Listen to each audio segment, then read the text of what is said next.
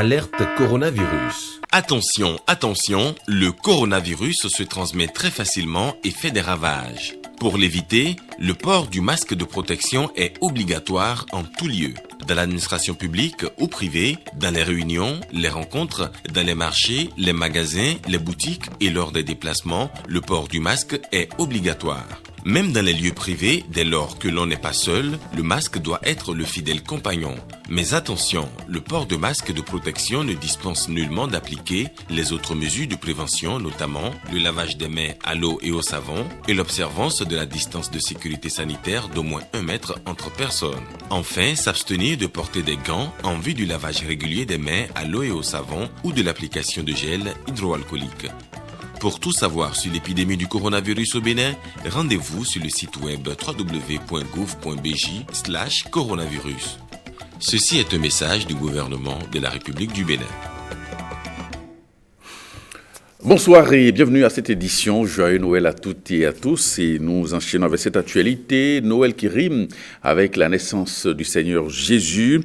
Noël dans les familles. Comment nos compatriotes ont célébré cette fête dans un contexte sanitaire marqué par Covid-19.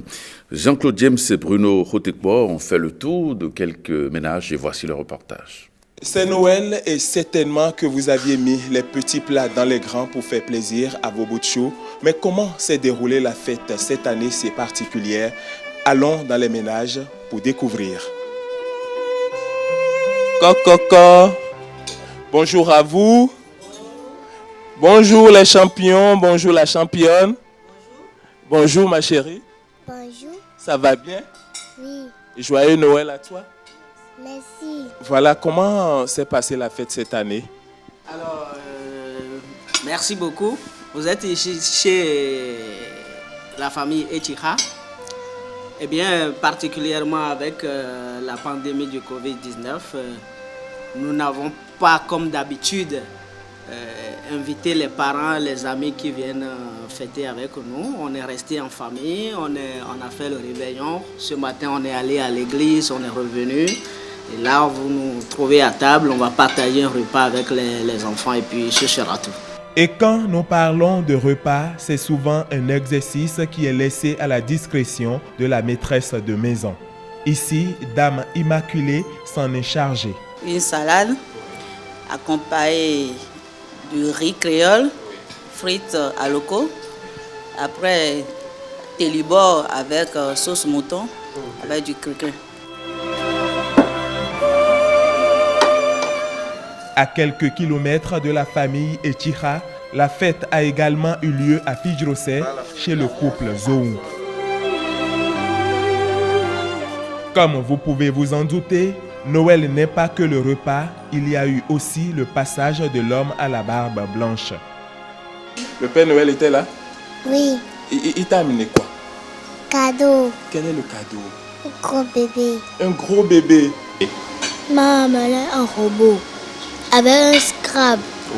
Voiture, moto. Papa Noël m'a amené vélo. Il a dit merci beaucoup et il a dit merci papa, maman. Joyeux Noël à tout le monde. Un souhait qui va surtout à l'endroit de tous ces enfants qui n'ont pas eu un cocon familial pour vivre la magie de Noël. Et on revient maintenant sur le réveillon, 24 heures.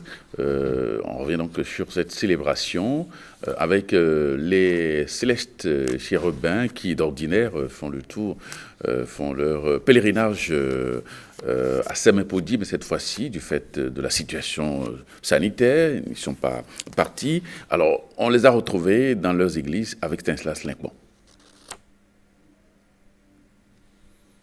Noël sous Covid-19, une première dans l'histoire des communautés chrétiennes. Depuis bien des décennies, l'Église n'a jamais célébré la nativité du Christ dans une telle sobriété. Un tour de ville nous permet d'en faire le constat. Première escale, Église protestante méthodiste de Vaudier. Ici, ce sont les petits-enfants qui égayent le cœur de l'assistance.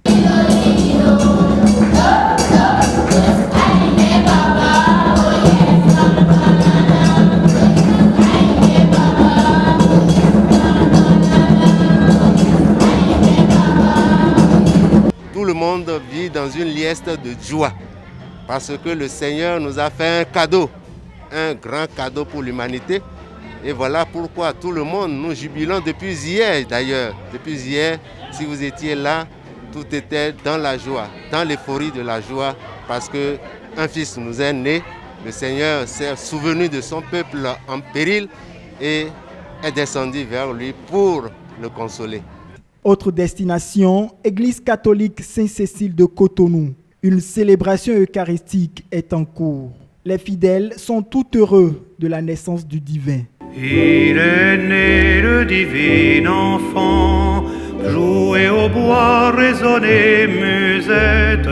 Il est né le divin enfant, chantons tous son avènement. On a passé une action de grâce avec la venue du Seigneur. Nous disons merci à notre Seigneur Jésus pour cette grâce. Aujourd'hui, un sauveur nous est né et nous renaissons d'espoir. Après toutes les difficultés de 2020, nous rentrons avec la nouvelle année 2021 avec beaucoup d'espoir. Et que le Seigneur soit avec nous, avec sa grâce. Wologede, Église Céleste Saint-Michel. Le respect des gestes barrières est également perceptible, mais n'entache pas l'ambiance de la nativité.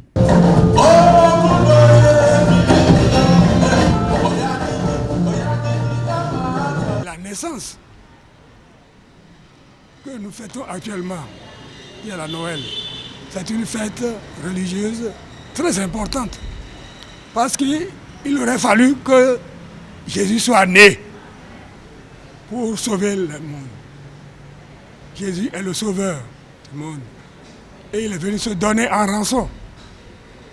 Celui-là qui n'a jamais rien péché, il est venu supporter nos péchés à nous pour que nous puissions être lavés assez propres, assez limpides pour bénéficier du royaume de Dieu. Comme chaque année, vous savez, on célèbre la nativité de notre Seigneur Jésus-Christ à la plage.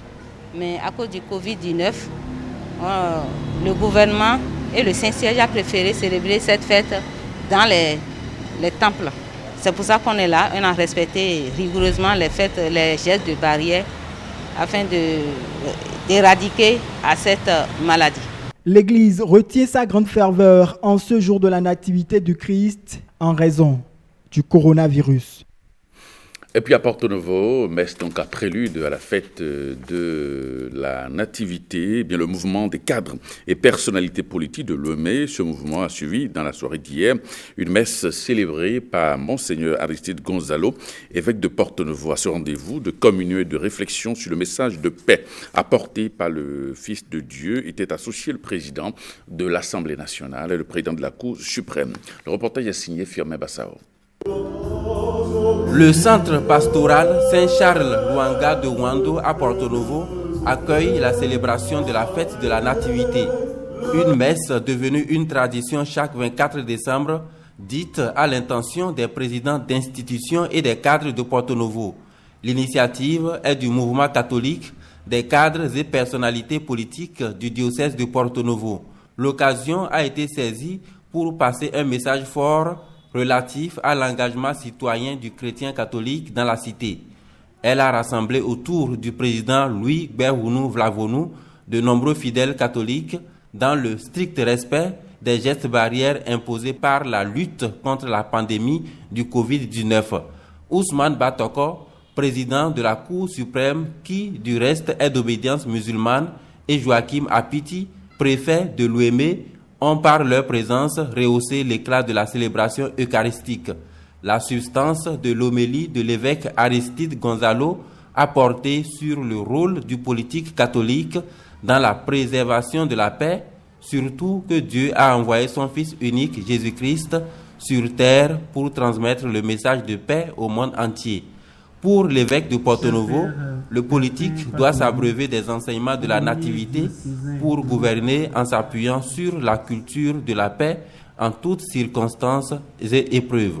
Dans le contexte actuel où le Bénin se retrouve à un carrefour où des rendez-vous majeurs, notamment politiques, commencent par occuper le quotidien des débats, les chrétiens catholiques et mieux particularisés en mouvement catholique des cadres et personnalités politiques du diocèse de Porto Novo devront prendre la vraie mesure des choses et s'engager à jouer leur pleine partition au-delà même d'un rendez-vous circonstancié, a soutenu le coordonnateur du mouvement catholique des cadres et personnalités politiques, Guy Constant Eoumi. Un message bien reçu des autorités présentes à ce rendez-vous eucharistique, dont le président Louis Bergounou Vlavonou. L'Agence béninoise de sécurité sanitaire des aliments a effectué une descente dans les marchés de Cotonou. Eh bien, la délégation constituée des cadres des ministères de l'Agriculture et du Commerce. Cette délégation est allée contrôler la qualité des produits alimentaires mis sur le marché en cette période de fête de fin d'année. Rachida Biomaman, Alexis Segouemont. Marché de Missébor, dans ce magasin de riz choisi au pif par les inspecteurs sanitaires. Après quelques explications sur le motif de la visite, la marchandise est passée au paye fin. Vérification de la date de péremption, délicate extraction de quelques grains de riz pour en attester la qualité. Globalement, ici, le magasin présente une certaine salubrité, mais l'arrimage est à reprendre. C'est pas bon. C'est pas bon. Vous allez revoir l'arrimage. Ici, maintenant, vous voyez le matin, mais si je mets sur le campagne, vous voyez le nombre de niveaux clients, c'est pas bon. Vous voyez la date même qui va transmettre la chaleur. Parce que vous n'oubliez pas que ça va transmettre la chaleur comme ça, les produits qui sont apportés avec la date, ils vont jouer la chaleur. En principe, vous ne devez pas avoir du contre-laqué sur les palettes. Parce que les palettes, c'est que vous les voyez, c'est à dessin que c'est fait. Vous voyez qu'il y a des séparations. Cette séparation, c'est pour permettre l'aération et que le produit là, qui est en contact avec la palette puisse respirer. J'ai compris la réponse qu'on m'a fait. Il va s'arranger et mettre ça à l'autre. Je vais le faire. Dans cette autre boutique de vente de produits alimentaires, rien à signaler. Toutefois, les tenanciers louent l'initiative. Ça me fait tellement plaisir le fait que vous contrôlez nos produits. S'il y avait, disons, quelque chose qui ne va pas, au moins vous pouvez nous guider sur le chemin. Mais voyons notre boutique, vous voyez aussi que c'est pas mal quand même. Quelque part plus loin dans cet entrepôt, palettes insuffisantes et défectueuses. La délégation découvre également des sacs de riz avariés, mais aussi des sacs de sucre, desquels il coule de l'eau. Conséquence d'un mauvais stockage. Interpellé, le propriétaire se défend. On a fait un déchargement au dehors et que c'est les produits qu'on a constaté dans le conteneur. Il y avait des avaries. On a mis dedans et après, on va enlever ça. Donc ces produits ne sont pas sur le marché? Non, même le sucre. La procédure de saisine de ces produits avariés sera enclenchée et menée jusqu'au bout, conformément à la loi 84-009 du 15 novembre 1984.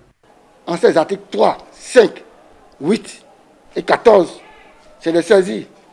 Il faut faire. Et quand il y a les saisies, on doit procéder à la destruction. Vous savez, les populations doivent être très vigilantes, surtout en cette période sensible de grande consommation où certains opérateurs profitent pour mettre sur le marché des produits douteux et carrément des produits impropres à la consommation. Donc les populations doivent être vigilantes. Il y a les dates de péremption, il y a la qualité physique de ce que nous voulons acheter, l'emballage, comment ça se présente et tout. Donc les consommateurs doivent être très vigilants pour pouvoir apprécier et choisir ce qu'ils veulent acheter en cette période. C'est très important.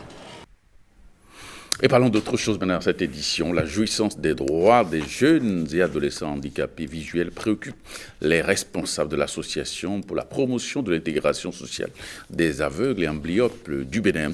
Eh bien, ils ont à cet effet organisé une séance de sensibilisation sur la santé sexuelle et reproductive des personnes en situation de handicap.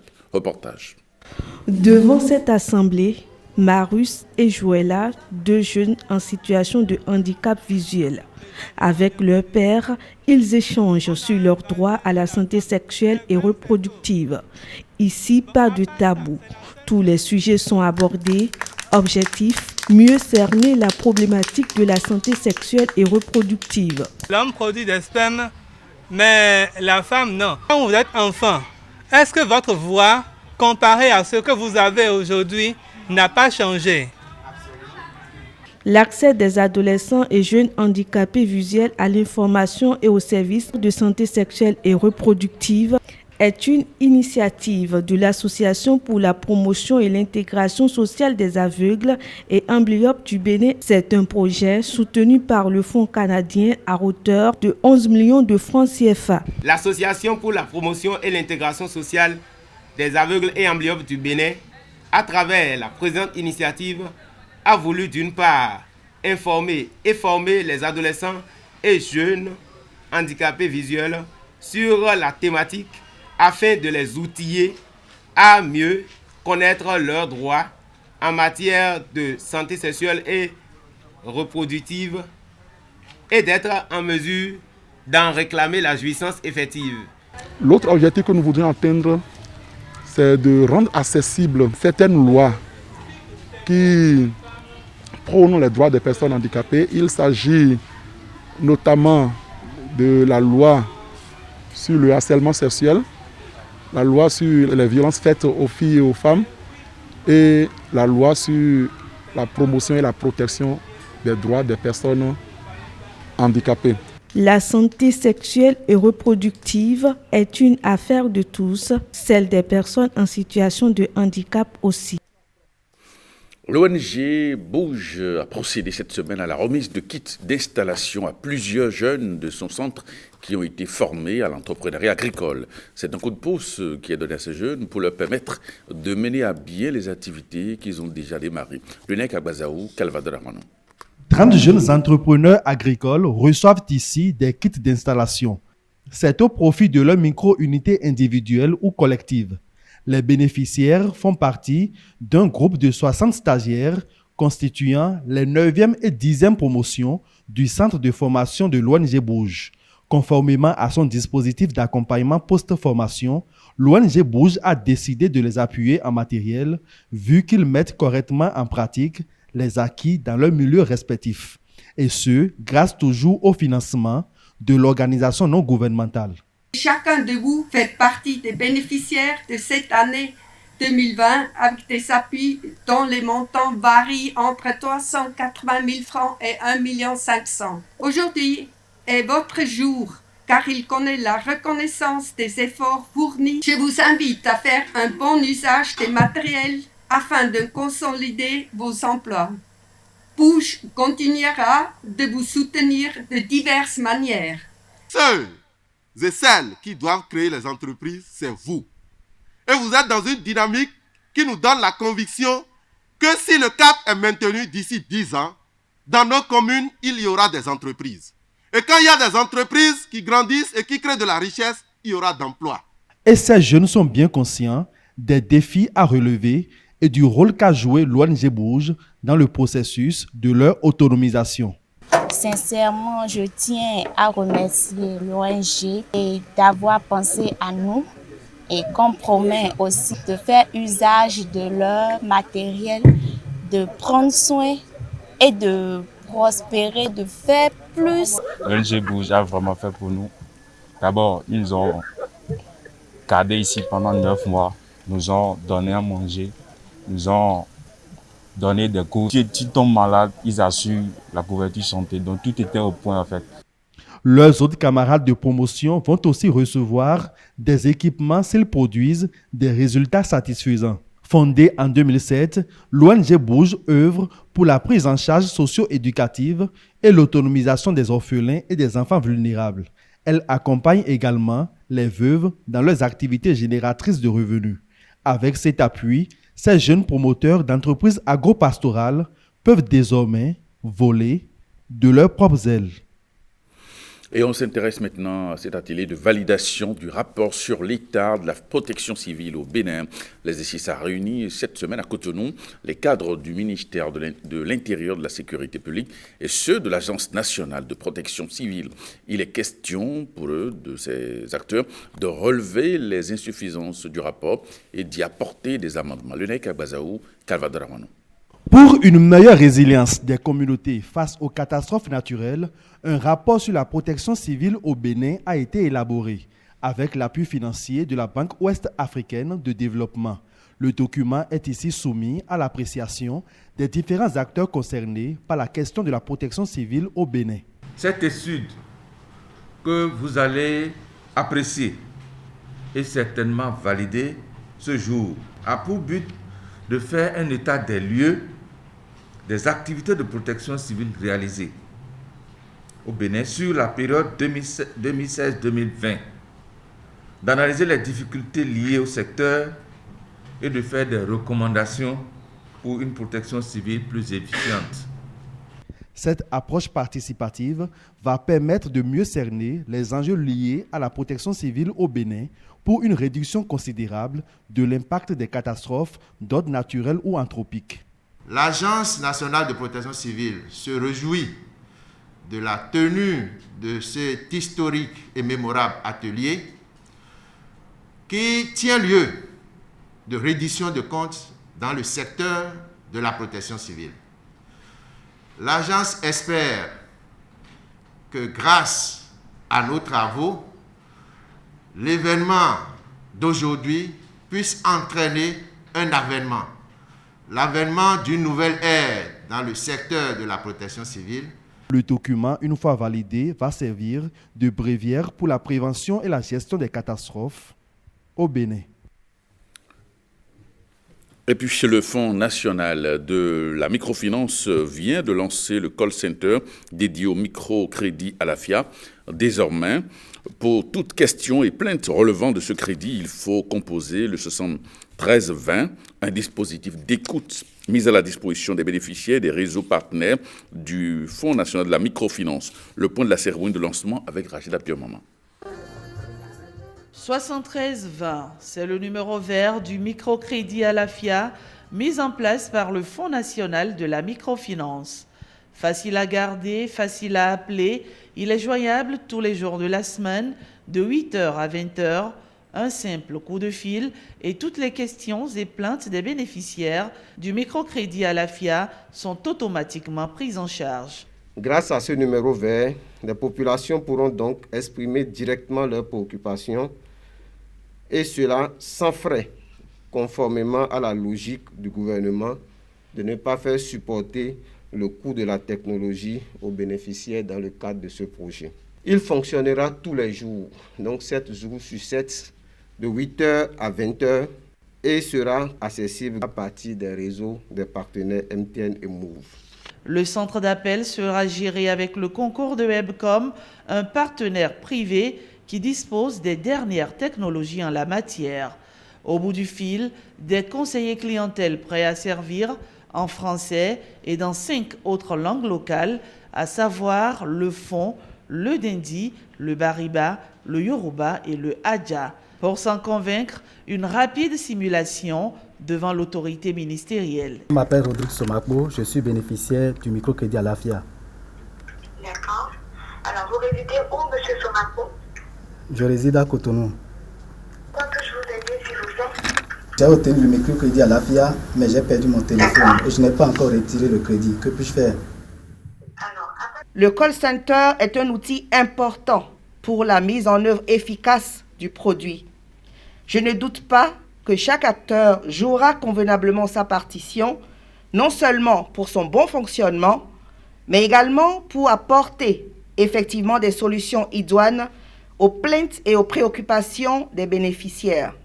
J'y attacherai une attention toute particulière.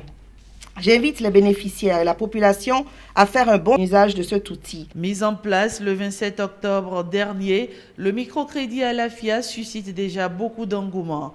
Environ 500 millions déjà mis en place pour impacter les populations sur l'ensemble du territoire national. Le 7320, numéro gratuit, accessible partout au Bénin via Move et MTN, vient davantage le renforcer. Prestation de serment à la faculté des sciences de la santé à Cotonou.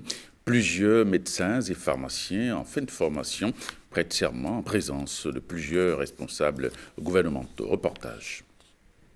Ils ont fait école dans une faculté de médecine.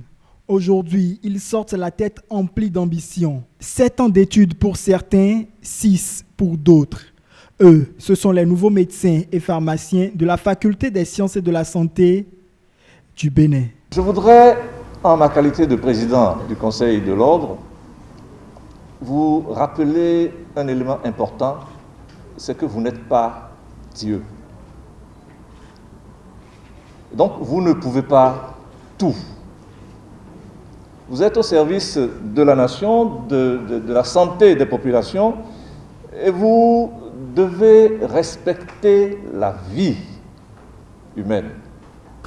Vous venez de prêter le serment de Galie, auquel toute votre vie durant, vous devez rester fidèle.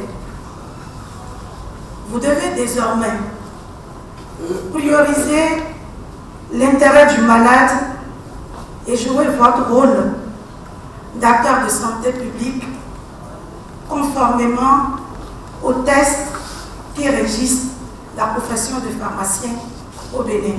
Avec Benjamin Rompati de la santé et Véronique Toyin-Fordé-Mewanou des affaires sociales, le gouvernement réaffirme son engagement aux côtés de ces hommes et femmes en blouson. La fin de votre formation intervient dans un contexte de réforme profonde au niveau du secteur de la santé. Je voudrais m'appesantir sur ce point. J'ai écouté votre cri de cœur. Et je voudrais prendre du temps pour vous passer des messages clés. En effet, sous l'impulsion du président de la République, M. Patrice Talon, et de l'ensemble du gouvernement, le secteur de la santé est en train de subir une transformation judicieuse pour mieux répondre aux attentes de nos populations. Ces actions ont commencé par les travaux de la commission des réformes du chef santé, présidée par notre maître ici présent, le professeur Martin Chobli. Et depuis, de nombreuses actions y ont été engagées. Sentez-vous fiers du parcours qui a été le vôtre, des sacrifices que vous avez dû consentir durant ces longues années d'études et qui vous ont permis d'atteindre ce résultat que nous célébrons aujourd'hui à travers cette cérémonie qui restera, je l'espère, gravée dans vos mémoires. Nous sommes fiers de vous en tant que parrains pour ce parcours que nous connaissons bien nous-mêmes, avec ses embûches et ses sueurs. La famille des médecins et pharmaciens s'agrandit. Cette 42e promotion de la Faculté des sciences de la santé a des raisons de se réjouir, ravi des promesses de mentorat des aînés dans le métier. Célébration de l'excellence, les meilleurs élèves au brevet d'études du premier cycle 2020 reçoivent des récompenses du Fonds national de développement des activités de jeunesse, sports et loisirs. Eh bien, les 3 premiers par département et au plan national sont entrés en possession de leur lot en guise d'encouragement. Eman Rodrigue Amégan pour le reportage. Dans la longue liste de candidats admis au BEPC 2020, voici les plus brillants. À juste titre, ils sont récompensés par le Fonds national pour le développement des activités de jeunesse, des sports et loisirs. Le Fonds national pour le développement des activités de jeunesse, sport et loisirs a initié cette activité depuis 2018 et nous sommes à la 3e édition où nous célébrons l'excellence. Habituellement, c'est une sortie découverte pendant les vacances qui ponctue cette cérémonie de distinction. Un tourisme domestique annulé faute de coronavirus.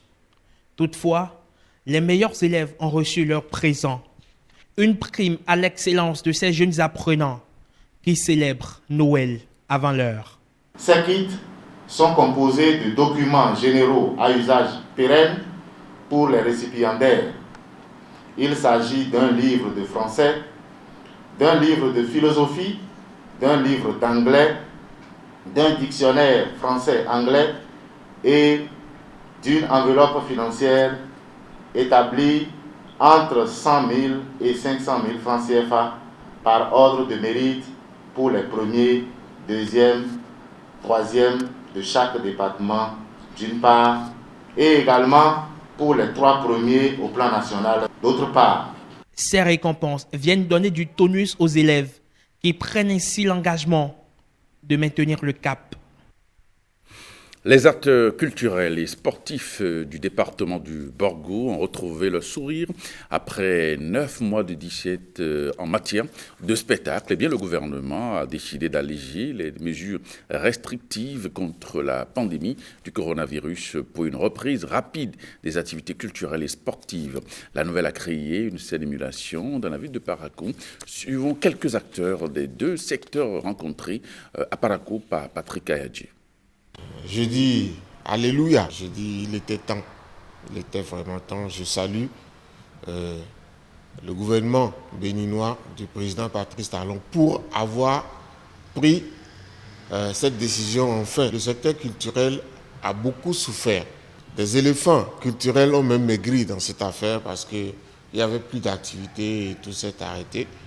Et il en est de même un peu sur le plan sportif. Donc c'est une très bonne décision, une décision salutaire qui vient d'être prise par le gouvernement et qui permettra de relancer les secteurs du sport et de la culture. En ce qui concerne la culture, l'envoi sera un peu lourd parce que la mise en jambe va être un peu difficile, mais d'ici la mi-mars de l'année 2021, je pense que les choses vont reprendre de plus belle. Et je suis en train d'entrevoir un effet pouf, c'est-à-dire que vous prenez du vin de palme dans une bouteille, vous secouez, et quand vous enlevez le bouchon, vous voyez comment ça éclate. C'est un truc comme ça que ça va être. Nous pouvons que remercier le gouvernement de son Excellence Patrice Talon qui a pris cette décision au bon moment. Vous savez, beaucoup de jeunes se nourrissaient de sport. Donc il y a des gens qui ne savent que faire ça. Il y a des gens qui se nourrissent du football, il y a des athlètes qui se nourrissent de leur travail. Donc si aujourd'hui le gouvernement prend une mesure qui leur permet désormais de se nourrir de leur activité, je pense qu'on ne peut que remercier ce gouvernement-là et particulièrement le ministre des Sports, Oswald Omeki, qui a été un maillon essentiel dans la décision de réouverture des stades. Les vendeuses d'eau, pure water, les vendeuses de boissons, de nourriture, tout cela. Donc c'est la grande joie depuis hier soir et beaucoup m'appellent pour déjà demander quand est-ce qu'ils pourront commencer. Je leur assure que déjà le stade est officiellement ouvert. Donc d'ici demain, vous verrez que tout va rentrer dans l'ordre. J'ai appelé mes joueuses suite à la décision du gouvernement. Donc j'ai constaté la joie chez elles. Elles ont envie même de reprendre il y a ce matin. Donc c'était la liesse. D'ici demain, nous pourrons reprendre les activités sportives. Je remercie le gouvernement à travers son ministre des Sports qui a pris tout son temps pour analyser cette situation afin qu'on puisse être heureux aujourd'hui. Merci à notre ministre Oswald qui a vu que c'était vraiment un manque pour nous jeunes et qui a compris que vraiment nous sommes dans le besoin de reprendre les activités sportives. Donc nous lui disons d'abord merci et que nous lui promotons beaucoup plus de meilleurs dès la reprise du championnat. Nous sommes fatigués aussi de la TFM. C'est une fierté pour nous de revoir le tapis vert. Nous sommes vraiment fiers. Bon, personnellement, je suis vraiment contente parce que je pourrais encore faire mes détentes sur le tapis vert. Vraiment, c'est avec une fierté de joie au point où je ne saurais comment exprimer mes sentiments. Nous sommes tellement heureux d'entendre que les championnats vont reprendre, surtout quand j'aurais appris que le 30 décembre serait la Super Coupe en 3 buffles. Je suis tellement fier. Je remercie le gouvernement actuel, je les remercie beaucoup parce que je n'ai jamais vu le championnat s'organiser comme ça. Je suis tellement très fier et que Dieu les accompagne, qui me donne la paix. Moi, en tant que supporter de Buffalo et de Real Sport, je suis fier. Maintenant, on va revoir encore nos joueurs qui sont passés depuis longtemps, on ne les a pas vus. Maintenant, on va les revoir encore. Je suis en joie. Cela me donne, je pourrais encore devenir encore. Avec ma famille et les enfants, les collègues aussi. Je suis vraiment content. J'ai dû faire un saut au stade pour voir si les choses ont vraiment repris. Et du coup, j'ai rencontré quand même les membres de l'administration. Ils m'ont confirmé que bel et bien les voiles ont été levés et que d'ici à là, on peut déjà commencer par vraiment venir exercer tout ce qui se passait au sein du stade. Le gouvernement est en train de faire son travail. Félicitations quand même pour les efforts qu'ils sont en train de fournir pour l'avancement du pays. Eh bien, ce journal se refait. Merci de votre fidélité. Encore une fois, joyeux Noël à toutes et à tous. Et prochain rendez-vous avec l'information, c'est à 23h30 avec Rachida Biomama. Merci et à très bientôt.